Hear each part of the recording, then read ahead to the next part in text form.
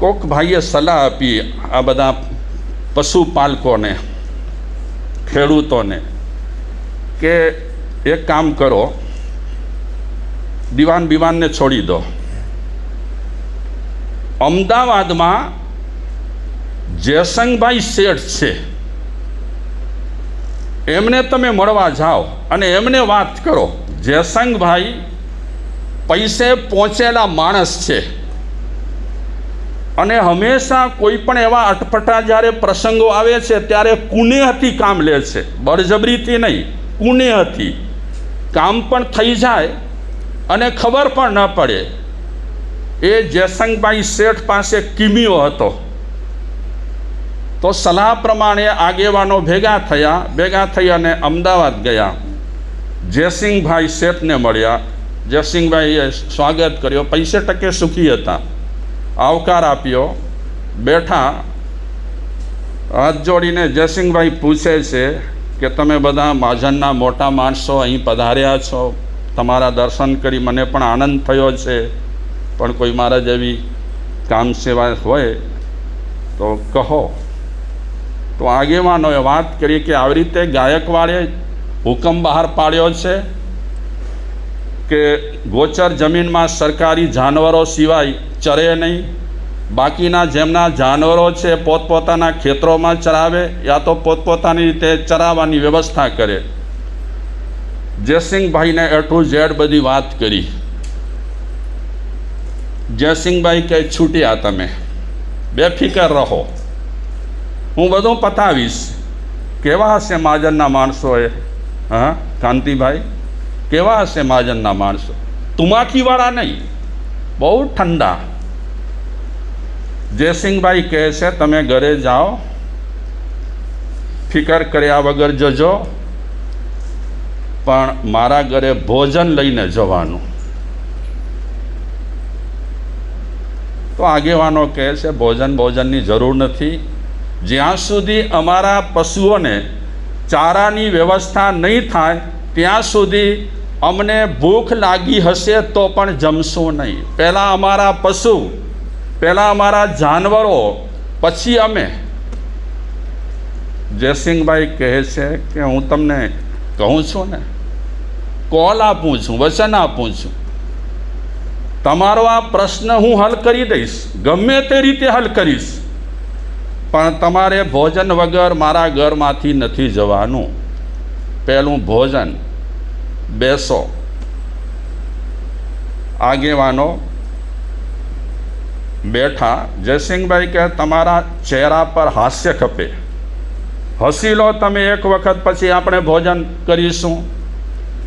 દરેક આગેવાનના ચહેરા પર હાસ્ય સ્ફુર્યો, સ્માઇલ કર્યો અને પછી જયસિંગભાઈ એમને ભોજન કરાવે છે. ને કાંઈ વાડામાળું છે ના, જમે બેમે જો છે હે, મોટા માણસો જમવાનું કહે, બોલો તો ખરા રાજુભાઈ. હા કહે ઘણા મોટા માણસો બહુ જબરદસ્ત રહેલા હોય છે. કાંડાગરામાં બાબુભાઈ હતા, બાબુભાઈ છેડા. આપ ક્યાં ના છો? હા, બાબુભાઈ છેડા હતા, કદાચ આપે પણ નામ સાંભળ્યું હોય. બાબુભાઈ છેડા ખવડાવવામાં અવ્વલ નંબર, ગમે તેને ઢસડી જાય. ભોજનનો ટાઈમ થયો હોય, પહેલાં તો પગે લાગે એને, પછી ગરીબ હોય કે સાહુકાર હોય ચરણમાં પડે, ઘરે લઈ જાય, જમાડે. જમાડતા પહેલાં સંઘ પૂજન કરે, એનું પૂજન કરે, પૈસા આપે, પછી જમાડે. તે માની લો કે હું 15 રોટલી ખાઉં છું, ખાતો નથી પણ ખાઉં છું, માની લો ખાઉં છું, પણ 16-17મી રોટલી એમના તરફથી હોય. બરાબર જમી લીધા પછી એ આગ્રહ કરે અને ન ખાય ને મીઠાઈ બીઠાઈ તો એ પોતે હાથમાં લઈ મોઢું પકડી એનું અને પરાણે ખવડાવે. એટલે ઘણા લોકો કહે બાબુભાઈ જે ઘરે જમેલા 99. શેના માટે ખબર છે? ભૂખે મરી જાય છે એટલા માટે નહીં, પરાણે ખવડાવે. આવા માણસો જૈન સમાજમાં એક આદર્શ માણસો કહેવાય. કાંડાગરામાં ડેરાવાસીના ચોમાસા હોય કે થાનકવાસીના ચોમાસા હોય, બાબુભાઈ હતા ત્યારે કોઈ પણ પક્ષના મહેમાનો દર્શન કરવા માટે આવે અને એમને ખબર પડે હાજર હોય, ભાગી ન જાય. જમવા આવવું પડશે તમારે, આનાકાની નહીં ચાલે. એ ત્યારે ન જુએ કે કયા વાસી છે, જમવા લઈ જાય, પ્રેમથી જમાડે. ઘણી વખત આપણે મહેમાનોને જોઈએ ને, તમે નહીં પણ આમ જનરલી વાત કરું છું, તો ઘણે ઠેકાણે શું કરે, દેખે કે હવે સ્થાનક ઉપાસ્યમાં કોઈ મહેમાન આવ્યા છે તો આમ આવવાના હોય મહારાજ સાહેબ પાસે, પછી આમ નીકળી જાય સીધા, પહેલાં સીધા મનુભાઈના ઘર બાજુ. કારણ કે મહેમાનો આવ્યા છે, એ ક્યાંક આપણને જ ગલે લગાડશે. મહેમાન આવ્યા પછી મોઢું ફેરવી નાખે ને, એ માણસ દિલાવર ન કહેવાય. ચડતા દિનનું પારખું, ચડતા દિનનું પારખું, નિત આવે મહેમાન. ચડતા દિનનું પારખું, આપણા દિવસો ચડિયાતા રહેલા છે એની એક નિશાની છે કે આપણા ઘરે કોણ આવે? નિત આવે મહેમાન. પડતા દિનનું પારખું, ઘરે ન આવે શ્વાન. પડતા દિનનું પારખું, ઘરે ન આવે શ્વાન. શ્વાન એટલે કૂતરો. કૂતરાને પણ ખબર પડી ગઈ હોય કે આ ઘર પાસે હું જઈશ તો રોટલી નહીં મળે પણ લાકડી મળશે, એટલે કૂતરો ભૂલે ચૂકે એકાદ વખત આવી ગયો હોય પણ બીજી વખત એ ઘર પાસે આવે નહીં. હવે કૂતરા જેવો કૂતરો જો સમજી જતો હોય કે આ ઘરે જવા જેવું નથી તો માણસ તો સમજી જાય ને. ઘણા માણસો તમારા જેવા નહીં, બીજા એ ફ્રેન્ડની સાથે ચા પાણી માટે હોટલ પર જાય, ચા બરાબર પી લે, પછી ઓ કહે હા હું આપું છું, હું આપું છું, હું આપું છું. ત્યાં સુધીમાં પેલો બીજો ઉદાર દિલ દાતા હોય ને, એ કે રહેવા દો રહેવા દો, એ આપું છું માં હાથ ન લાગ્યો ખીચામાં, એ આપું છું જ કહે, પડ્યું હોય ખીચામાં હાથ. આવા માણસો બિચારા ન પોતે શાંતિથી ખાય ન બીજાને પ્રેમથી ખવડાવે. ચડતા દિનનું પારખું, નીતા આવે મહેમાન. પડતા દિનનું પારખું, ઘરે ના આવે શ્વાન. તો આ જયસિંહભાઈ આગેવાનોને આગ્રહ કરીને ભોજન કરાવ્યું, પ્રેમથી ભોજન થયું. વિદાય આપી કે તમે જરાય પણ મન પર ન લેતા ટેન્શન, તમારા જાનવરો એ મારા સ્વજન છે, તમે જેમ સ્વજન છો તેમ તમારા જાનવર પણ મારા સ્વજન છે. સ્વજન એટલે હા સ્વજન છે, એ પણ મારા જ છે. અને જૈનનો બચ્ચો હોય ને એ જાનવરોને પોતાના માને, સ્વજન માને. જૈનનો બચ્ચો જીવજંતુને સ્વજન માને. જૈન દર્શન કહે છે કે એ બધા આપણા સ્વજનો રહેલા છે, ચાહે ગમે તે યોનિના રહેલા હોય પણ એ સ્વજનો જ છે. એમની સાથે દુર્વ્યવહાર ન થાય, એમની સાથે કઠોર વ્યવહાર ન થાય, એમ મહાવીર ભગવાન કહે છે. અને જૈન દર્શનની, જૈન ધર્મની કુળદેવી કોણ છે? જૈન ધર્મની કુળદેવી કોણ? હા, સાવલાની કુળદેવી હોય, જાગાણીની કુળદેવી હોય, ગડ્ડાની કુળદેવી હોય, ગાલાની કુળદેવી હોય, પણ જૈનોની કુળદેવી કોણ છે?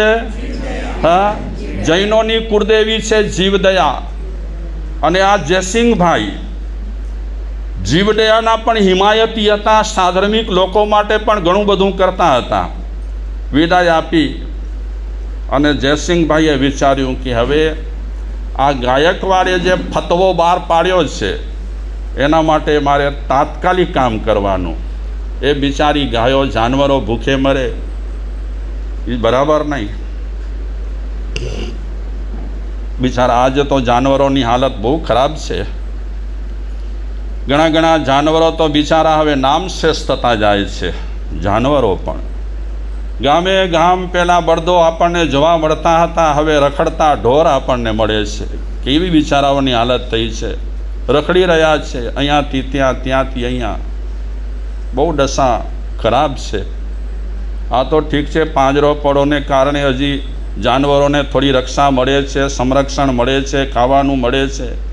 નહીં તો એની પૂછા કોણ કરે જાનવરોની? આપણે ભજીયા, ઢોકળા ને જલેબીઓ ખાઈએ. આ બિચારાઓને સૂકા રાડા નસીબમાં હોય તો ઠીક છે, નહીં તો લાકડીઓ તો નસીબમાં હોય જ. સાંભળજો કર્મ કહાણી, પશુઓના હૈયાની વાણી. સાંભળજો કર્મ કહાણી, પશુઓના હૈયાની વાણી. એ પશુઓ બિચારા બોલી રહ્યા છે કે અમારી જે કહાણી છે તે તમે સાંભળો, અમે કેવી હાલતમાં જીવી રહ્યા છીએ. પાપ કર્યા અમે પૂર્વ જન્મમાં, પામ્યા પશુઓનો અવતાર. હાલ અમારા હરદૂત જેવા, દુઃખ તણો નહીં પાર. જન્મ્યા મરતા સુધી, પીડા અમે કારમી વેઠી. જન્મ્યા અમે મરતા સુધી, પીડા અમે કારમી વેઠી. સાંભળજો કર્મ કહાણી, પશુઓના હૈયાની વાણી. બિચારા પશુઓ કહે છે કોઈ જન્મમાં અમે એવા કર્મ કર્યા છે, એવા પાપ કર્યા છે કે અમને કોઈ સારો અવતાર નથી મળ્યો. પણ શેનો અવતાર મળ્યો છે? પશુઓનો. બિચારાઓને ખાવાનું ઓછું મળે અને લાકડીઓના ફટકા દિનેશભાઈ વધારે મળે. આ પો કરી જાય, પો આપણને ન ગમે. ગમે? પોતા કચ્છી મેં પહોંચું. પોને શું કહેવાય ગુજરાતીમાં? પોદણું કરી જાય, પોદણું. પોદણું કરે તો આપણને ગમે નહીં. આપણે છેલ છબીલા બહુ થઈ ગયા છીએ. એ છેણમાં તો ગુણો ઘણા છે, પણ આપણે છેલ છબીલા એવા થઈ ગયા છીએ, ગંદવાળ ન ખપે. અને દૂધ આપણને શેનું કોનું ખપે? દૂધ વળી ગાયનું ખપે.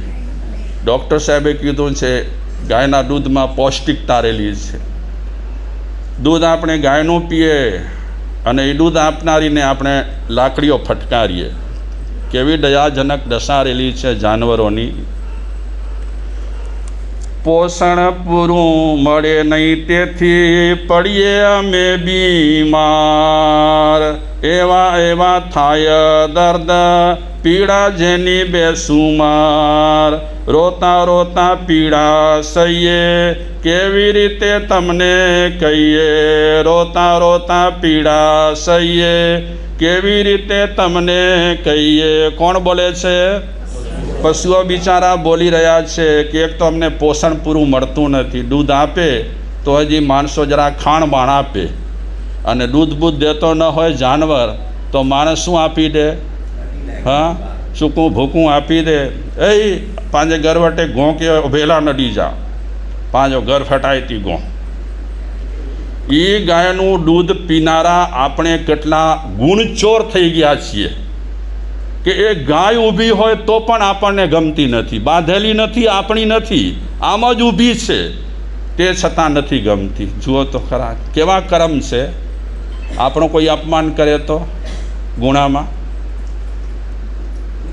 કેનો ચોપા? હા, ચેજડો મળે ચૂંપા. એ જાનવરો બિચારા કહે છે કે અમને પીડાઓ તો એટલી થાય છે, દર્દ તો એટલા થાય છે. એક તો આ ગાયો છે ને, જાનવરો બિચારા હમણાં પ્લાસ્ટિક ખાય છે, બહુ ખાય છે પ્લાસ્ટિક. અને માણસોમાં પણ અજ્ઞાનતા ભરી પડી છે. વેફર ખાય, મુરમુરા શું કહેવાય, ઓ ખાય, કુરકુરા ખાય. પછી છોકરાઓ જ્યાં ત્યાં બિચારા ફેંકી દે. એ કુરકુરાના જે કાગળિયા હોય, એ વેફરના કાગળિયા હોય, બિચારા જાનવરો ખાય અને પેટમાં પ્લાસ્ટિક જમા થાય. બિચારાઓને પીડા થાય. ઓપરેશન થાય છે ત્યારે કિલો લેખે પ્લાસ્ટિક જાનવરોના પેટમાંથી નીકળે છે. માણસ સમજતો નથી બિચારો. ખબર નહીં માણસ ક્યારે સમજશે.